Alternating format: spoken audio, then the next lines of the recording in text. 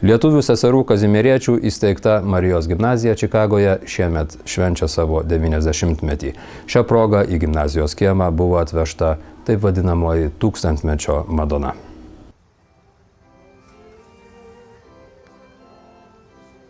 Tūkstantmečio Madona. Tokiu vardu pavadinta didžiulė švenčiausios mergelės Marijos statula, kuri šiemet keliauja po įvairias katalikų parapijas.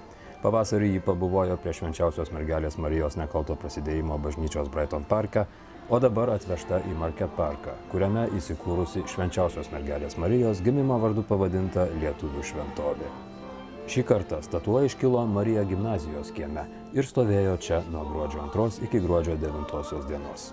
Ši statula yra stambaus meno kūrinys, kurį sukūrė menininkas Charles Cropper Parks iš Wilmington, Delaware valstijos. Jos aukštis net 33 pėdos ir 8 coliai, o svoris 8400 svarų.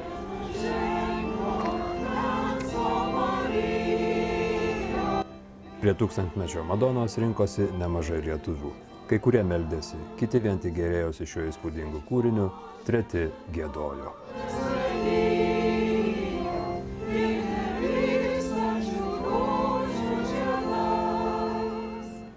Šeštadienį rugsėjo 8 buvo švenčiamas Švento Kazimiero seselių vienuolijos įsteigtos akademijos, dabar vadinamos Marija gimnazijos 90-metis.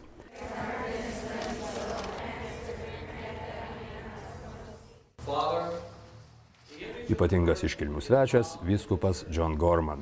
Jis laikė mišias, pasakė susirinkusiems specialiai šiai progai skirtą pamokslą.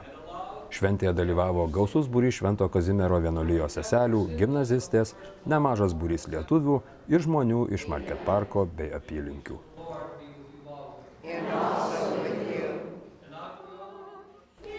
Po šventų mišių susirinkę svečiai ir seselės šventė ir linkėjo Marijos gimnazijai viso, kas yra geriausia.